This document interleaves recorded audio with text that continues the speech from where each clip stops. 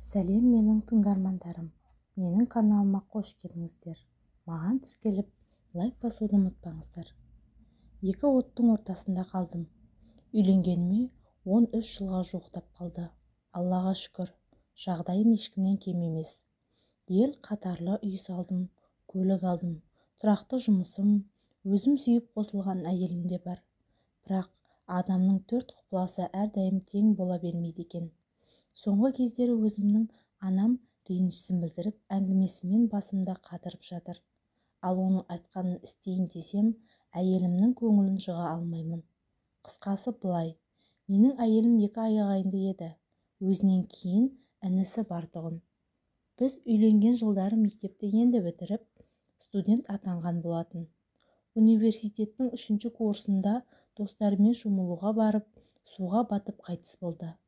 Тағдырдың жазуы шығар, десе де қазасы бәрімізге қатты батты. Жезде деп ақыл сұрап, көмекшім боп жанымнан бір елі қалмайтын бала еді.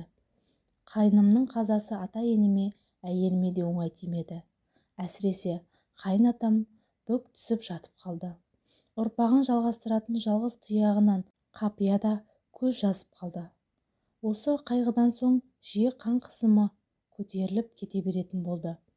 Сол ауруы 3 жылдан соң атамызды да алып тынды. Ауырдым деп айтпай, ішінен тынып жүрген екен. Ұйықтап, азанда оянбай қалды. Құдай, мұндай қайғыны ешкімнің басына бермесін, оңай емес екен. Денелі, бойы ұзын, енем бір сәтте шөгіп, бір уыс болып қалды. Әйелім енді анасынан айырылып қалмайын деді ме, қайта-қайта сол кісіге барып, кейде сонда қонып қалып жүрді. Атамыздың жылдық асын өткізгенше үндемедім. Әйтпесе, 2 күннің бірінде 4 күнде жүргені маған да ұнамайтын. Әйелі жоқ үйде береке болсын ба? Асын берген соң, Сандуғаш енді үйге болғаның жорыс. Тірі адам тіршілігін жасау керек деп әңгімені бастадым. Мамамды қайтемін, ол енді жалғыз қалай өмір сүреді деп жылап қалды. Мамаң жалғызсырамас үшін Рамазанды сол кісінің қолына берейік. Мектебінде де жақын, апасына қолғанат боп жүреді деп ұсыныс білдірдім. Бұл ойымды әйелім де қуана қолдады. Сөйтіп, баламыз апасының қолына көшіп барды. Дегенмен, апта сайын біз барамыз. Кейде апасы екеуі келіп кетеді. Арадағы байланыс үзілген жоқ. Ол кезде балам 5-ші сынып оқитын. Әлі бала, артық ауыз тірлігі жоқтығын. Бірақ уақыт өте мінез құлқы өзгеріп, сабақтан соң үйге тіке қайтпай достарымен көше кезетін әдет шығарыпты. Онысы апасына уайым. 1-2 мәрте ескертіп, тәртіпке шақырғандай болдық. Бірақ нәтиже шықпады. Ақырында енем, балаларың бұрынғыдай емес, ержетіп келе жатыр. Енді менің тыңдамайтын болды. Көшеге құмар. Ертеңгі күні бірдеңе болса, мен жауап бере алмайды екенмін. Өздерің тәрбиелеңдер деп, үлкенімді өзімізге қайтарып берді. Сөйтіп енем 1 жылдай жалғыз тұрды. Ондай кезде әйеліме қатты уайым. Күніне бірнеше мәрте телефон соғып, видео қоңыраумен жиі сөйлесіп, хабарын алып тұрады. Ол кісі де қартайды ма, жиі ауырады. Қант диабетіне шалдыққан, кейде қан қысымы көтеріліп кете береді. Bir күні әйелім жылады. Мамамның қартайғанда жалғыз қалатындай не жазығы бар еді. Құдай інімді алғанша мені алмады ма? Шаңыраққа ие боп отырар еді ғой деп ішіндегі шерін тарқатқанда сай-сүйегім сырқырап кетті. Түсінем, оған да оңай емес. Мына жақта отбасы, ана жақта жалғыз анасы. Бәрі өзіне уайым. Содан мен Сандуғашқа, мамаң біздің үйге көшіп келе салсында, жер үйдеміз, бөлме бәрімізге жетеді.